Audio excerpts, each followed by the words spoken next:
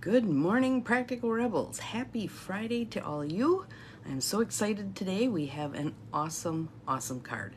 And I already had an idea of something I wanted to share with you.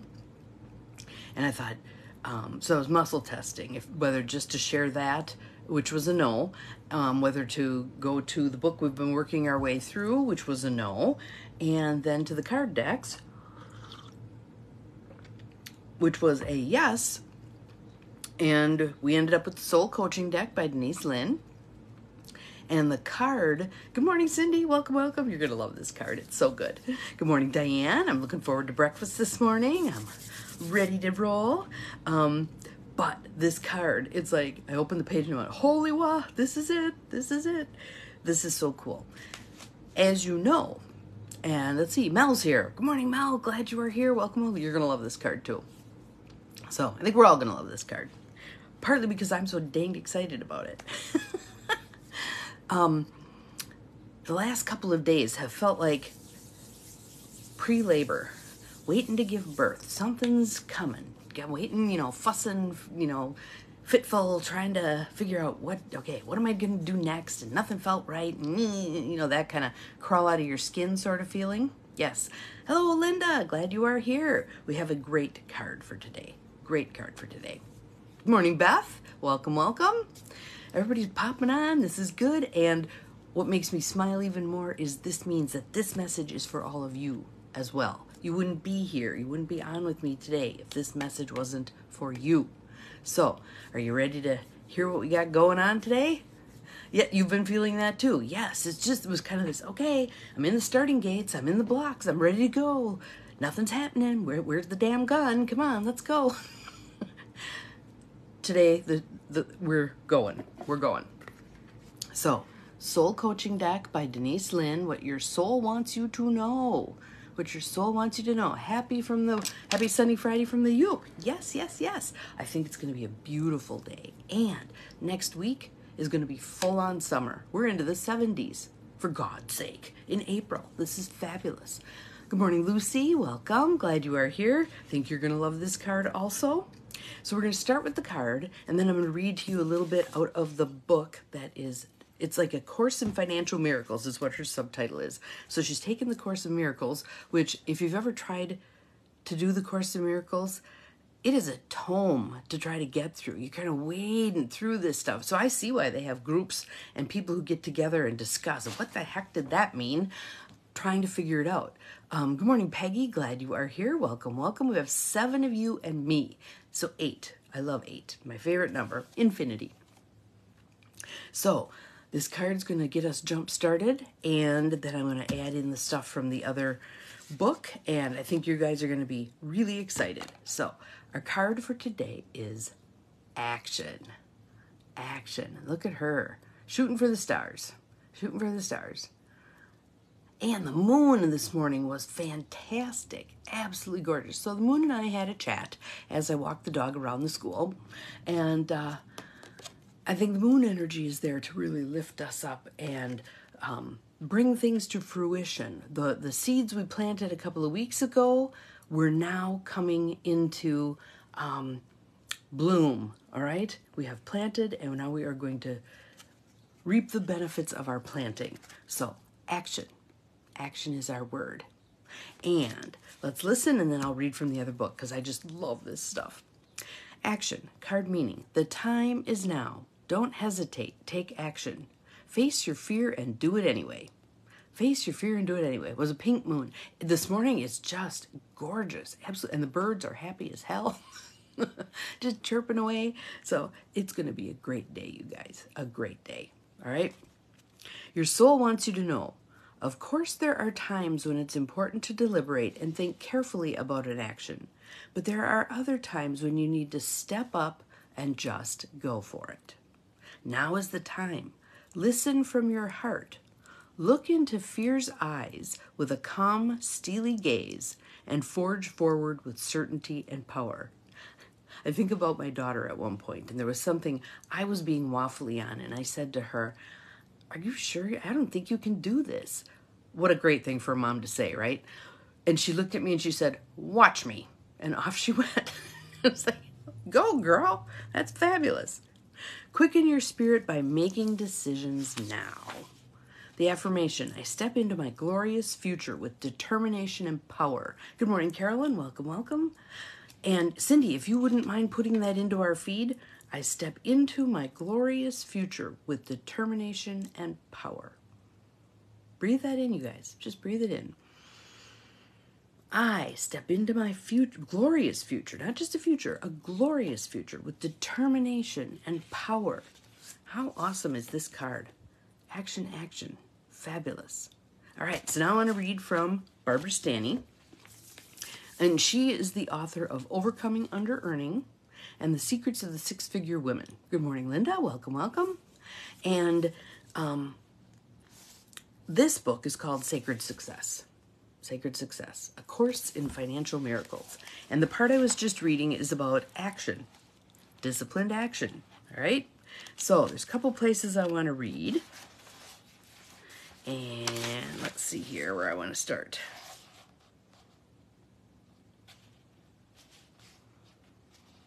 Let's start with Vincent van Gogh. Are you ready? Thank you, Cindy, for posting that. In the words of Vincent van Gogh, if you hear a voice within you say, you cannot paint, by all means, paint, and the voice will be silenced. Page numbers, 117. 117.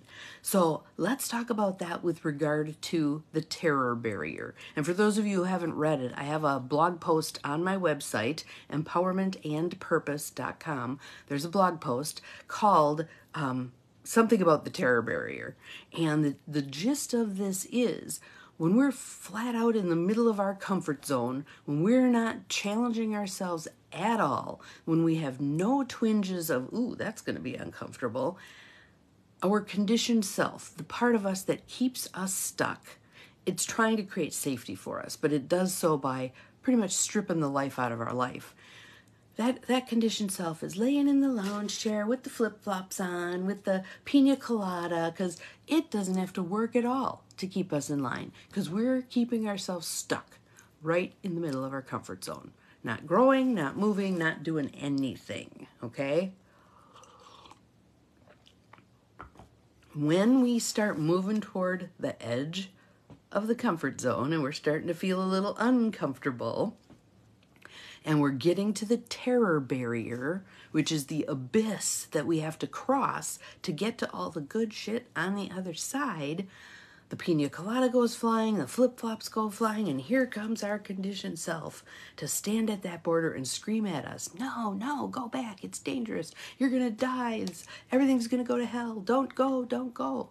So what I want you to notice about that is the closer you get to where you want to be, the louder that conditioned self is going to be. So rather than seeing that the way it is, which is, I'm getting closer. I'm getting one step closer to where I want to get to. We go, ooh, it's getting loud. I must be headed the wrong way. This isn't good. I'm going to turn around and go back. We end up back in the middle of our comfort zone, and conditioned self goes back to the lounge chair with the pina colada and the flip-flops. All right? Let's make that conditioned self work. Let's make her run. Let's make her screech at the top of her lungs, because we are crossing that barrier, okay? So, every successful woman I've ever interviewed struggled with fear and self-doubt and acted in spite of it. So they don't allow it to stop them. They keep going. When I asked one woman the secret to her millions, she replied instantly, not being concerned with everything having to be tucked and tied before jumping in. I may say I can't do something, but I always do. Quite a few of the women, she interviewed women who made 6 and 7 figures and then was distilling the information about what are they doing differently than the rest of us who aren't earning 6 and 7 figures. Quite a few told me, as this one did, I don't know what the heck I was doing when I first started.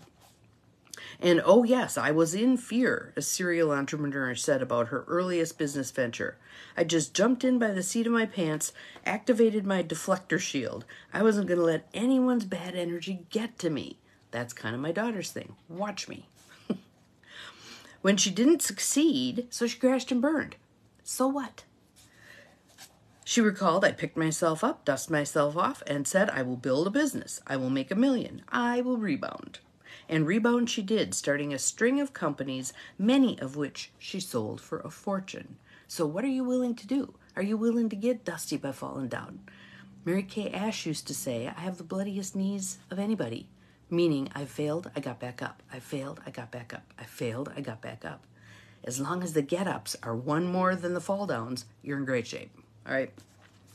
Marcia Firestone calls this the fly-by-the-seat-of-your-pants school of management, which is very common among the women that she interviewed, many of whom had no business training. Some had no degrees.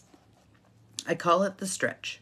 As I discovered early in my interviews with successful women, the number one requirement for achieving success in anything is being willing to stretch beyond what feels comfortable to what feels impossible, to do what you don't want to do, what you think you can't do, and what just plain terrifies you. So I will share a Tony Robbins story with there. There was a point when he was, I think, 11 years old where they had no food in the house. And on Thanksgiving Day, a guy showed up with some bags of food. And his father tried to send him away because he was too proud to accept free food. And the guy and his dad argued, and the guy said, I'm just a delivery guy. And he left the bags there and left. And Tony thought to himself, I want to be able to do that for people. I want to be able to feed people who don't have food. And when he was 17, he took what money he had, which wasn't a lot because things were really difficult at that point in his young life, and he fed 2 families for Thanksgiving. Next year, he fed 4 families, and then 10 families. And he just did 1 billion meals. He partners with Feeding America and just did 1 billion meals. And his next goal is 10 billion meals. So again, when he set those goals, he had no idea how he was going to make it happen. They weren't comfortable goals, right? But he was willing to tolerate discomfort. I think for that man, that is one of the reasons why he's been as big a success as he's been. He is more than willing to tolerate discomfort. So let's keep going here because there's more good stuff. Let's see here. To grow, you must stretch. To grow, you must stretch. A few months after the retreat, because she offers retreats. This is Barbara Stanny, who goes by Barbara Hewson now, Huson. A few months after the retreat, Susan Hanger, a real estate agent that we've talked about earlier in the book, decided to start an independent real estate brokerage and auction company. She says, I was excited and scared to death. The plan makes perfect sense and no sense at all. I am ready and not ready at the same time. If I'm successful, my debt and my income and opportunities will increase significantly. If I fail, I'll be in debt. It's a big leap. I think I'll take it. Hear that? It's a big leap. I think I'll take it. This is precisely how stretching feels. So here's the part that I had marked because I thought, this is so darn true. This is so darn true. While men tend to deny fear, too often women let fear control them. While men tend to deny fear, women let fear control them. Okay? So there's that feel the fear and do it anyway. I do think that's one reason that women started businesses are far more likely to succeed than men started businesses because we wait so damn long. We get every T crossed, every I dotted. We make sure everything's lined up. So of course, and men are far more willing to jump in, flail around, make mistakes, fail, etc. So on one hand, I think there's a happy medium there. I think there's somewhere in the middle that would be great for all of us to aim for. Men tend to deny fear. Too often women let fear control them. Growing and stretching is not about repressing fear, but reframing it, seeing it differently. The truth is, fear is nothing to fear. In fact, fear is good. Fear lets us know we are leaving our comfort zone on our way to greatness. Cindy, would you mind putting that one in the feed? I love that. Fear lets us know we're leaving our comfort zone on our way to greatness. Isn't that awesome? The only survival that's being threatened is our egos. What if I look bad? What if someone judges me? What if? All that's ego junk. All that's ego junk. Fear lets us know we're leaving our comfort zone on our way to greatness. I love that. So let's see. There was another point in here. No one got anywhere being comfortable all the time. Oh, it's just awesome stuff. And I thought there was another one. Yes, here it is. So she talks about, thank you. Yes, Neil Donald Walsh is awesome. Thank you for sharing that one too, Lucy. False evidence appearing real. We're predicting into the future, so we can't know. We can't know. What are you doing, you nosy bugger? Sticking his nose in the garbage can. I don't think I threw anything in there that was palatable, but you know how dogs are. Whatever it is, I'll eat it. Does it move? I'll eat it. Does it not move? I'll eat it. Kind of like a billy goat. So, this is an exercise, and I'd love to have us do this together because she talks about assembling your strategic task force. Our Practical Rebels group is a strategic task force, all right? So, this is one of the exercises that she does with her women at the Sacred Success Retreat. And she says, form a 4-person strategic task force. Does it stink? I'll eat it. Or I'll at least roll in it, right? When you see the shoulder dipping down, you know the roll is coming. It's like, nope, come this way. We had that yesterday with raccoon poop. I managed to see it coming and head it off. Honestly, why do they have to be such dogs? So, strategic task force. You can do this at home. Invite people you trust, respect, and admire. Meet with them regularly to help you stay on track strategically, or contact them when you need tactical solutions to problematic situations. So, there's a piece in here that so spoke to me. It so jumped off the page. It's like, God, that's me. That's so me. And when I get assigned my coach for Tony Robbins, I'm going to make sure that he or she knows this about me and to please call me out on it. When those words come out of my mouth, we stop everything, point it out to me, let me address it. Let's not allow this detour to occur, okay? Think of a stretch you need or want to take. Several of you we've already talked about some of these, right? Mine's building the intentional community. Others of you have various sorts of things that you've either talked to me about privately or whatever. Some is getting out of debt. Some it's leaving a bad marriage. Some it's stretching to get a new job. It has something, right? Think of a stretch you need or want to take. Make sure it's something that makes you feel uncomfortable. Then you know you're growing, right? Describe it to your group, what it is you want to accomplish. Ask them for advice, feedback, comments, or suggestions. Then listen and jot down what they tell you. The only rule, I love this, I so love this.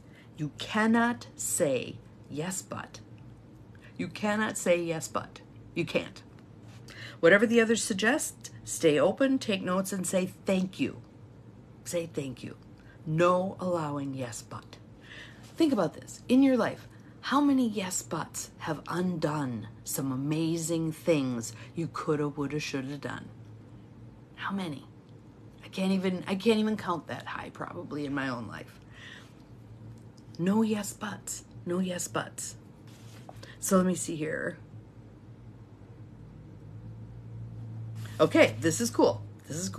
So, when Victoria negotiated her new executive job, she said, I received advice from not only my strategic task force, her 4 women friends, from the retreat, which was so helpful. She also reached out to her boyfriend, who helped me from a small business perspective, and her job coach. I got a huge realization that if a negotiation is uncomfortable, you're doing it right. If a negotiation is uncomfortable, you're doing it right. Yes, but is avoiding what you just said or what someone has said to you. And so there's a way to come at that would be different. So let's say someone says something that you want a yes, but. What about just flipping that over and saying, thank you, how about, and then you trot out something better. Something better.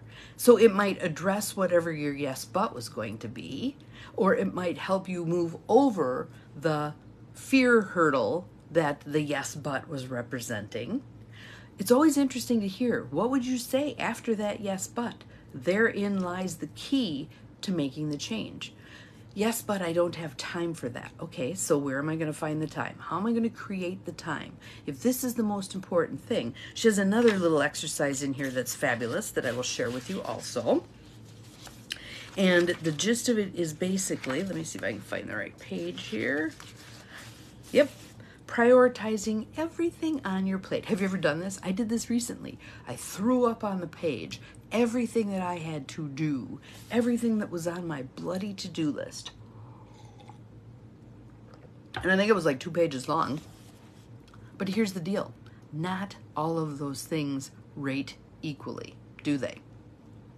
Me doing laundry, even if I'm running out of undies, me doing laundry is not the same thing as me calling someone who I need to talk to about intentional community stuff, right? Let's weigh this out. So she wants you to clarify your top 5 values. So what's most important to you? Is it meeting certain needs of yours in the world? Is it family? Is it good health? Is it earning a good income? Is it having enough money to send your kids through school? What are the top 5 things that really make you tick? For some people, it'll be recognition. They want to be valued for what it is they're doing. For some people, it will be money. For some people, it will be esteem, people holding them in high esteem. Whatever it is for you, figure those things out because those are your driving factors. Then you do this throw-up list, everything you have to do on the list, and then you look at them. Do those things meet those 5 things that make me tick? If not, farm them out to someone else. Do them at a time when it's not, like, so for instance, typical, if I'm going to call somebody, it would be daytime hours. That's appropriate time in business to call people, right? So save the laundry for the evening when people are no longer at their offices, whatever. Okay? So, and she says, narrow your list down to 5 items, the 5 things on your to-do list that correlate most heavily with the 5 things you're saying you value the most. Okay? Those are the 5 things you're going to pick to do that day. These are your priorities. They take precedence when scheduling your time. If it's not a priority, it's a distraction. I do that all the time. Well, I'll just go throw a load of laundry in, or I'll just take the dog out quick, or I have this penchant for, I'm going to get all these piddly little things out of my way. Then I can sit down and really get some work done. The thing is, you never get them all done, and so you never get around to doing the work that's important. I made a list yesterday, 4 people to contact for the intentional community stuff. 2 of them are reaching out again. So then you get triggered, I get triggered into, well, I'm probably bothering them. If I'm calling them again, they haven't responded to the first message, blah, blah, blah. No, I'm calling again. You haven't returned my call, so I'm going to call again. Just following up, see if you got my message, blah, blah, blah. I pick how I'm going to start my conversation. Sometimes, if I'm really uncomfortable about it, I'll write out what I'm going to say. They can't see me, they're on the phone, right? So I've got my little script there, and I'm going to say it. I'm going to start out and I'm going to say it. If it's not a priority, it's a distraction. So I'm practicing flipping that pattern of mine over. No longer I have to clear everything out of the way and then I'll do the important stuff. No, I'm prioritizing the important stuff. The piddly stuff will come later. All right? So I hope you love this stuff. I hope you just love this stuff because it's going to make a lot of us really uncomfortable. And one of the things that I've found, going back to that strategic group, your strategic task force, I've done that before. I've had multiple accountability buddies. What I find is I kind of bump up against their ceiling. They get uncomfortable with what I'm striving for. And so I just need to keep looking.